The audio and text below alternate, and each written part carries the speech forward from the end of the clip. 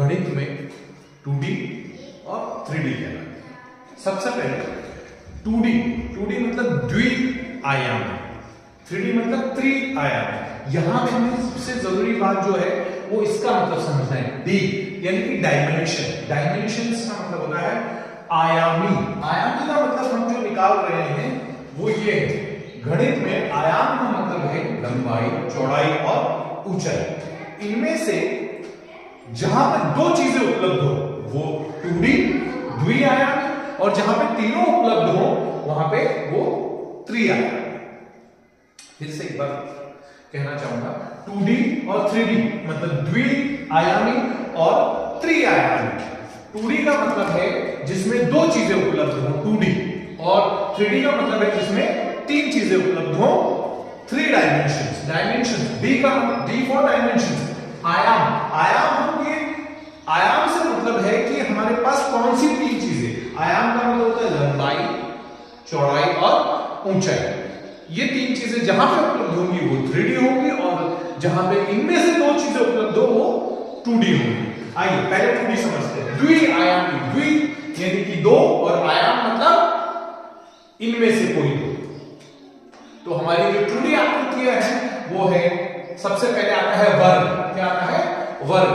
वर्ग में ये हो गई लंबाई। लंबाई को हम बच्चों को इस तरह से बता सकते हैं, जो लंबा लेटा हुआ है वो लंबाई है, और जो सीधा खड़ा है वो चौड़ाई है। तो इस तरह से हम बच्चों को एक्सप्लेन कर सकते हैं, क्योंकि हमारे ज्यादातर बच्चे जो 2D और 3D आकृतियों का अध्ययन करते हैं वो कक्षा तीसरी या कक्षा दूसरी के होते हैं। तो लंबाई हम इस हिस्से को मानेंगे और चौड़ाई हम इस हिस्से को मानेंगे।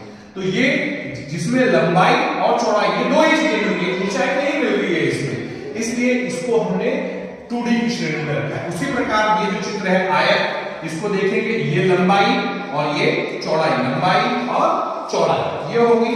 वृत्त, वृत्त सबसे महत्वपूर्ण है, इसमें लंबाई और चौड़ाई की बहुत ज्यादा दिक्कत आती है। तो वृत्त आपका खाली जो दिखेगा वो कुछ इस प्रकार दिखेगा। तो इसमें इसको लंबाई मान लें, क्योंकि अपन हर बार हमारे छोटे बच्चे को यही बता रहे हैं कि ये लंबाई है, ये लंबाई है, तो हमने इसको लंबाई बताया, चौड़ाई इसको बता दी, तो चौड़ाई हम इसको बता दें। इस प्रकार हमारा वृत्त भी 2D आकृति में आता है। उसी प्रकार त्रिभुज भी आ जाएगा, त्रिभुज की ये लंबाई। अब अगर अपन इसको बताने जाए तो बच्चा कंफ्यूज होगा कि ये कैसे चौड़ाई हो सकती है, तो आप उसको इस तरह से बताइए कि ये इस तरीके से जाएगा बाहर की तरफ। तो ये इस जैसे ये आकृति बनी हुई है, ऐसे ही इसको ना देखें, इन दोनों रेखाओं को ना देखें, इसको ये हो गई इसकी लंबाई, और ये जहां तक ये बिंदी टच है वहां तक ये चौड़ाई हो जाती है। इसलिए हम इसको त्रिभुज को भी 2D आकृति में रखते हैं। अब आ जाइए त्रिआयामी आकृतियों की तरफ। त्रिआयामी जिसमें लंबाई, चौड़ाई और ऊंचाई रहती है। सबसे पहले आकृति आती है घन। घन में लंबाई, ये चौड़ाई या इस तरफ वाली चौड़ाई भी बता सकते हैं, लंबाई, चौड़ाई और ऊंचाई। इस तरीके से बच्चे को एक्सप्लेन किया जा सकता है कि ये जो आकृति है ये 3D है, क्योंकि इसमें तीन चीजें मिल रही है, लंबाई, चौड़ाई और ऊंचाई। यहां पे ये ऊंचाई होगी। उसी प्रकार घनाभ में भी हो जाएगा, लंबाई, चौड़ाई और ऊंचाई। तो जहां तीन चीजें मिल जाए वहां पर 3D आकृति, और जहां पर दो चीजें मिले वहां पे 2D आकृति। अब ये गेंद है, इसका आकार बिल्कुल वृत्त जैसा है, लेकिन गेंद अलग होती है और वृत्त का आकार अलग होता है। तो गेंद में आप लंबाई, चौड़ाई, ऊंचाई तीनों चीज बता सकते हैं, पर उसके लिए गेंद का होना जरूरी है। गेंद अगर आपके पास रहेगी तो उसमें आप लंबाई, चौड़ाई और, क्योंकि वो अंदर से पोली रहती है इसलिए उसको अपन बता सकते हैं कि वो ऊंचाई है। और सबसे अंत में आता है शंकु का आकार।